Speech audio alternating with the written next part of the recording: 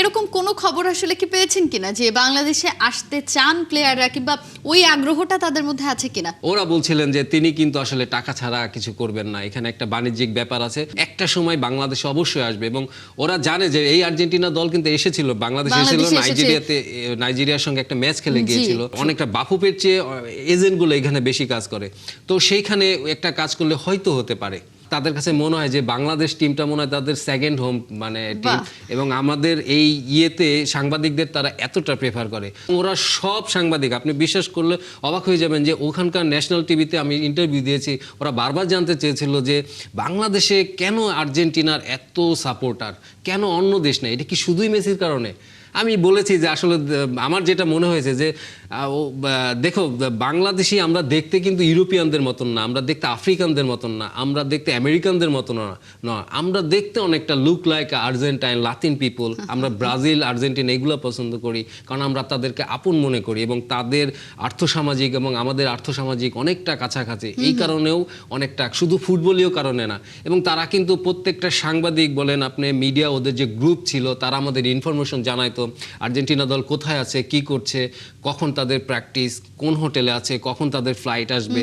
তো সব কিছু মিলে পুরো মনে হয়েছে, ওরা সবসময় বলতো যে আমরা, ওদের মিডিয়া ম্যানেজারের সাথে আমাদের লাস্টে এমন একটা সম্পর্ক হয়ে গেছিল, ওদের সেকেন্ড মিডিয়া ম্যানেজার তিনি বলছিলেন যে তাদের কাছে মনে হয় যে বাংলাদেশ টিমটা মনে হয় তাদের সেকেন্ড হোম টিম, এবং আমাদের এই ইয়েতে সাংবাদিকদের তারা এতটা প্রেফার করে। তো ওদের সাংবাদিকরা বলছিল যে ওদের কাছে মনে হয় যে এই আর্জেন্টিনা দলের একবার হলে উচিত বাংলাদেশ সাপোর্ট করা।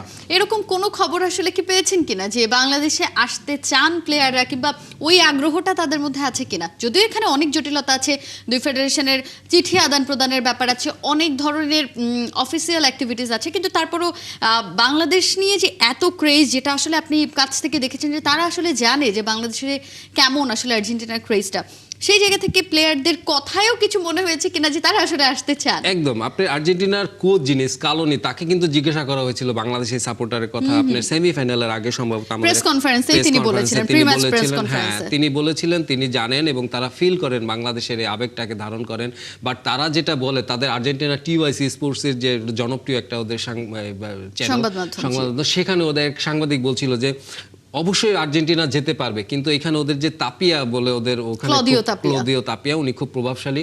ওরা বলছিলেন যে তিনি কিন্তু আসলে টাকা ছাড়া কিছু করবেন না, এখানে একটা বাণিজ্যিক ব্যাপার আছে, তোমরা কিছু টাকা দিতে হবে, হয়তো কম হলেও যাবে, বাট কিছু টাকা যদি অফার করে দেওয়া যায় এবং ফ্যাসিলিটিসগুলো যদি ঠিক থাকে, তাহলে অবশ্যই যে ফিফার যে উইন্ডো থাকে ওদের ফ্রেন্ডলি ম্যাচ খেলা, একটা সময় বাংলাদেশে অবশ্যই আসবে। এবং ওরা জানে যে এই আর্জেন্টিনা দল কিন্তু এসেছিল বাংলাদেশে, এসেছিল নাইজেরিয়ার সঙ্গে একটা ম্যাচ খেলে গিয়েছিল, ঢাকা স্টেডিয়ামেই খেলেছিল ম্যাচটা। ওরা যেটা বললো যে এগুলো সাধারণত একটা এজেন্টের মাধ্যমে হয়, অনেকটা বাফুফের চেয়ে এজেন্টগুলো এখানে বেশি কাজ করে, তো সেইখানে একটা কাজ করলে হয়তো হতে পারে।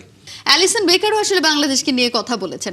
এই যে আসলে বাংলাদেশ নিয়ে কথা বলা, একটা দেশকে শুধুমাত্র, আমি যেটা বলছিলাম যে একটা মানচিত্রে একটা অংশ বাংলাদেশ এই হিসেবেই হয়তো মানুষ জানতো, সেখানে আসলে ফুটবলের এরকম ক্রেজ, এইটা যখন তুলে ধরছেন আপনারা বিশ্ব দরবারে, যখন আপনারা কাছ থেকে প্লেয়ারদের সঙ্গে এই জিনিসটা জানাতে পারলেন, ওদের কাছ থেকে ফিডব্যাকটাও তো পজিটিভ পেলেন, এইটা আসলে বাংলাদেশের ফুটবলটাকে, বাংলাদেশের ক্রেজটাকে ডিফারেন্ট একটা লেভেলে নিয়ে গেছে কিনা? দেখেন, আমরা এখানে মনে একটু ভুল করি, আমরা বাংলাদেশের ফুটবল আর বাংলাদেশের সাপোর্টারদের ক্রেজ, এই দুটো কিন্তু আলাদা জিনিস। আমাদের ফুটবল যা আপনি এটার সাথে মিলালে চলবে না।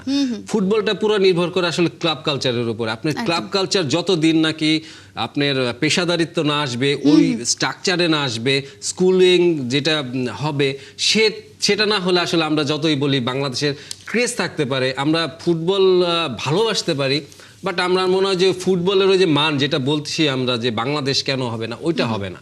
আচ্ছা, কিন্তু এই যে আর্জেন্টাইনদের সঙ্গে একদম কাছ থেকে কথা বলা, মেসিকেও নিশ্চয়ই কাছ থেকে দেখেছেন ট্রেনিং গ্রাউন্ডে যখন প্র্যাকটিস করছেন, ওই অনুভূতিটা কেমন? না, মেসিকে দেখতাম যে তিনি যেটা করতেন যে সব সময় মিডিয়া একটু আমাদের যেটা হতো যে প্র্যাকটিস সেশনে 15 মিনিট সময় পেতাম শুধুমাত্র ভিডিও করার জন্য, একটু দূর থেকে ওদের যে প্র্যাকটিস করতো, ওরা তখন ওই কিছু ড্রিল করতো, একটু করতো, ওয়ার্ম আপ করতো। মেসিকে দেখতাম সব সময় ক্যামেরার উল্টা দিকে তিনি মুখ করে থাকতেন এবং তিনি কখনোই চাইতেন না ক্যামেরা তাকে ফোকাস ফোকাস করুক। এবং পরে নামতেন, একটা বেঞ্চে বসতেন, ওরা একটা পানীয় খায় চার মতন মাত্র, সেটা হাতে নিয়ে হ্যাঁ আসতেন। এটা তো আর্জেন্টিনার মেবি ন্যাশনাল ড্রিঙ্কের মধ্যে একটা। ন্যাশনাল ড্রিঙ্কের মতো। ওইটা ক্যান্সাসে খুব ভালো পাওয়া যায়। এবং ক্যান্সাসটা আমি যদি একটু আপনার সাথে অ্যাড করতে চাই, ক্যান্সাসে আমি যখন ওদের টিম হোটেলের সামনে যাই, ওই টিম হোটেলটা মেসি নিজে বেঁচেছিলেন, এই শহরটাকে বেঁচেছিলেন। কারণ হচ্ছে ওইটা মিজুরি নদীর পাশে, এত শান্ত একটা পরিবেশে, একটা আপনার যখন গধূলি বেলা হতো, সূর্যটা ডুবে যেত, ওই হোটেলের জানালা থেকে যে দৃশ্যটা, ওটা আসলে মনে করেন যে মানে এত শান্ত এবং নিরিবিলি। আমেরিকার ওই রকম হাই সোসাইটির ভিতরে ওরকম একটা নিরিবিলি জায়গা, এবং সেই হোটেলটি বেছে নিয়েছিলেন মেসি।